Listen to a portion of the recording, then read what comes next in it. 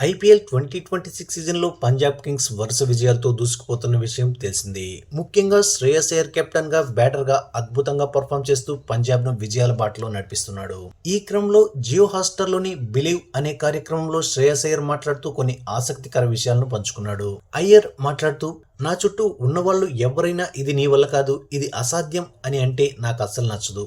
ఒక క్రికెటర్గా అలాంటి మాటలను నేను అస్సలు యాక్సెప్ట్ చేయలేను. ఎవరైనా నన్ను తక్కువగా అంచనా వేసినప్పుడు వాళ్ళు చెప్పింది తప్పని నిరూపించాలనే పట్టుదల నాలో పెరుగుతుంది. గాయపడినప్పుడు త్వరగా కోలుకొని మరింత బలంగా మైదానంలోకి రావడానికి ఆ విమర్శలే నాకు స్ఫూర్తినిస్తున్నాయి.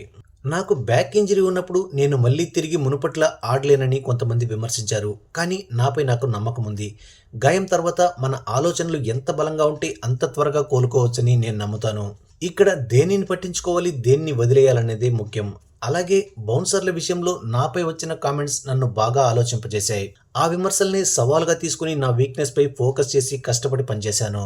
వాళ్ళు చెప్పింది తప్పని నిరూపించడానికి నా బ్యాటింగ్ తీరును మార్చుకున్నాను. గతంలో షార్ట్ బాల్ వస్తే డిఫెండ్ చేయడానికి ప్రయత్నించేవాడిని, కానీ ఇప్పుడు నా జోన్లోకి వస్తే సిక్సర్గా మారుస్తున్నాను.